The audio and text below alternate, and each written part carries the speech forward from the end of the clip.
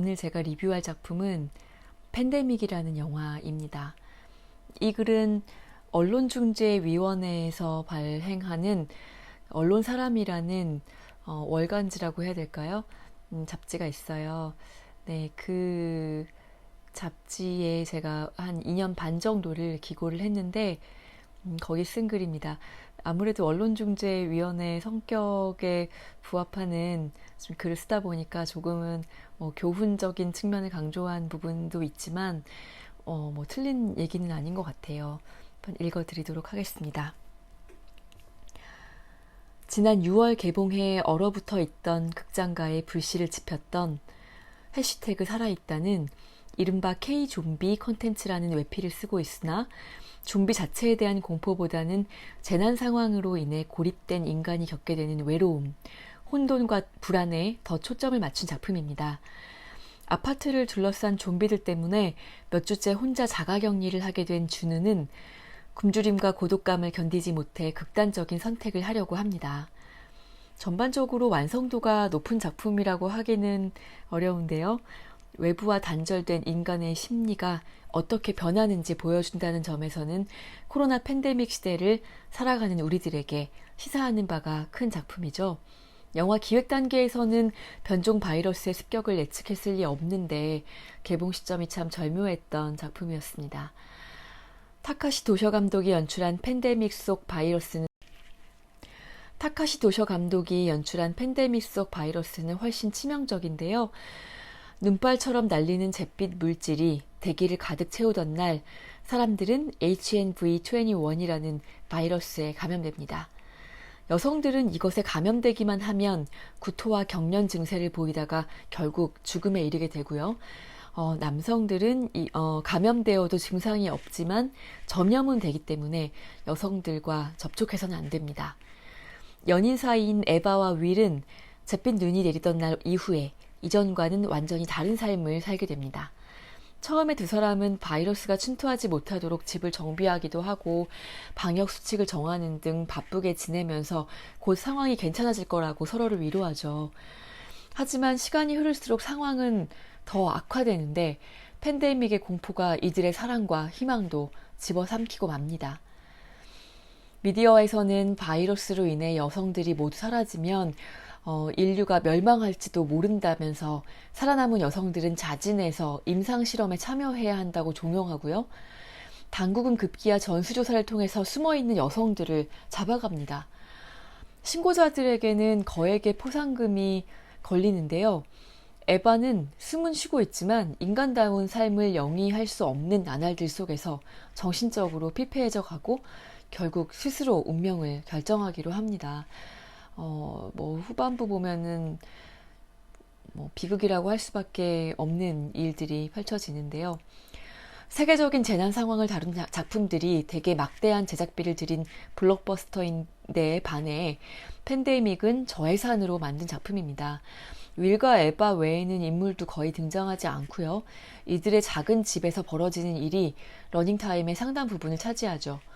스펙터클한 볼거리를 기대했던 관객들에게는 좀 실망스러운 그런 영화였을 텐데 무엇보다 바이러스 눈 속에 스스로를 노출시키는 에바와 그로 인한 결말부는 아주 논쟁적이라고 할 수 있습니다. 그러나 해시태그 살아있다와 마찬가지로 인간이 오랫동안 자유를 박탈당한 채 살아갈 때 겪게 되는 심리적 고통이 적나라하게 그려져 있다는 점에서는 주목해 볼 필요가 있을 것 같습니다. 또 팬데믹 또한 궁극적으로는 일상의 소중함을 일깨우는 작품이고 극한의 상황 속에서 인간에게 정말 필요한 것은 희망과 연대라는 메시지를 품고 있기 때문입니다. 바이러스로 인한 비극적 결말을 연인들의 사랑 속에 미화시킨 것은 팬데믹이 가져온 끔찍한 상황 및 공포와 대비시키기 위함일 것입니다.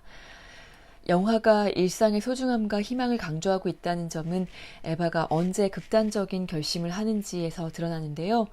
격리 기간이 길어지면서 에바는 윌과 사소한 일로도 갈등을 겪게 되고 그들의 애정에 금이 가고 있다는 것을 느끼게 됩니다. 또한 130여 명이 있었던 온라인 생존자 채팅방에 사람이 줄어드는 모습을 볼 때마다 희망도 함께 사라지죠. 생존자 채팅방에서 마지막 남은 사람이 되었을 때 그리고 엄마까지 정부에 끌려갔다는 사실을 알게 되었을 때 에바는 오래 견뎌왔던 자가격리를 끝내기로 합니다. 연인의 사랑에 대한 의심, 유대감의 상실, 가족의 죽음이 생존해야 할 이유와 삶의 의지를 앗아간 것입니다. 그런데 왜 이 영화는 여성에게만 치사율 100%인 바이러스를 만들어냈을까요? 아마도 여성이 세상에서 급속도로 사라지면 인류가 존속할 수 없다는 공포가 심해진다는 설정을 위해서였을 것입니다. 그러나 바로 그 이유 때문에 팬데믹 속 위정자들은 여성들을 살아서 돌아올 수 없는 임상 실험으로 끌어가는 우를 범하죠. 여기에 호응하듯이 또 유령 도시나 다름없어진 마트와 식당에서는 포상금에 눈이 먼 남성들의 시선이 번뜩입니다. 에바를 바라보는 시선이죠. 약자를 보호하는 것이 아니라 더 합법화된 폭력으로 몰아가는 현대사회의 일면이 반영된 것은 아닐까요? 결국 팬데믹뿐 아니라 인간이 함께 만들어낸 디스토피아에서 에바가 선택한 것은 죽음이 아니라 단 며칠이라도 자신의 의지대로 살 수 있는 시간으로 이해해 볼 수 있을 것입니다. 재확산된 코로나로 사회 전체가 다시 불안에 빠진 지금 우리에게 필요한 것은 주변을 더 적극적으로 살피고 함께 재난을 해결해 나가려는 자세일 것입니다. 현재의 상황과 더불어 일상의 소중함, 인간의 존엄성, 또 인간다운 삶에 대해 성찰하게 해주는 작품입니다. 여러분, 2,000명이 넘어가고 더 불안해졌어요.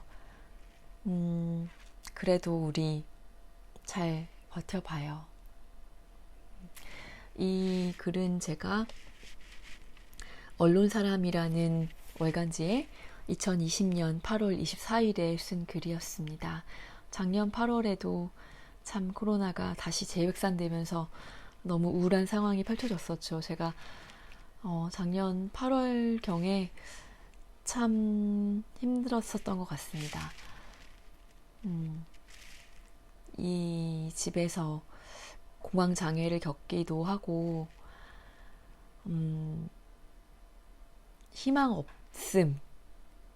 없음이라는 감정을 깊게 느꼈었던 시기였는데 그렇게 또 1년이 갔네요. 그리고 또 그렇게 1년 후에 또 작년과 또 비교할 수 없을 정도로 많은 확진자가 나오고 있는데요.